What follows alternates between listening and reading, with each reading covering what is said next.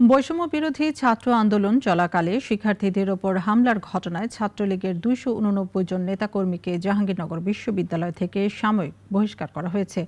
একই অভিযোগে আগেই ঢাকা বিশ্ববিদ্যালয়ের 128 জন শিক্ষার্থীকে বহিষ্কার করেছিল প্রশাসন।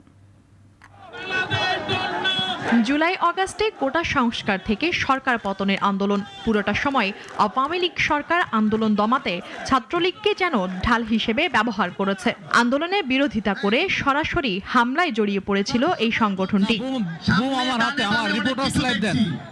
এই অভিযোগে ঢাকা বিশ্ববিদ্যালয়ের 128 ও জাহাঙ্গীরনগর বিশ্ববিদ্যালয়ের 289 শিক্ষার্থীকে সাময়িক বহিষ্কার করা হয়েছে। জাবিতে 9 শিক্ষককে বরখাস্তও করা হয়েছে। ঢাকা বিশ্ববিদ্যালয়ের প্রশাসন জানিয়েছে, হামলার ঘটনা তদন্তে সিন্ডিকেট সদস্য অধ্যাপক তাজমেরি এস ইসলামকে প্রধান করে একটি কমিটি করা হয়েছিল। তাদের প্রতিবেদনে শতাধিক শিক্ষার্থীর নাম উঠে আসে। যাচাই বাছাই করে এই 128 শিক্ষার্থীকে বহিষ্কার করার সিদ্ধান্ত নেয় প্রশাসন।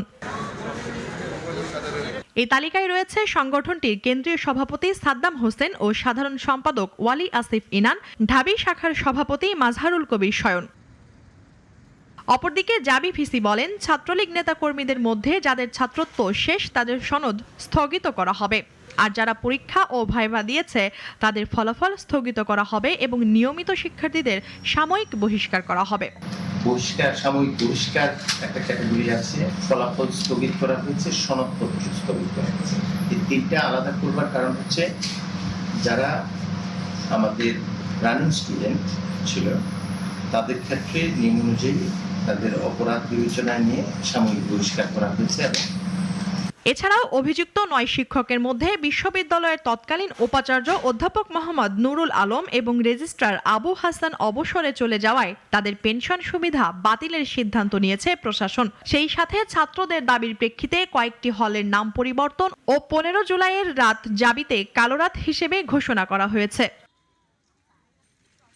মুনিয়া জ্যোতি, নাগরিক, ঢাকা।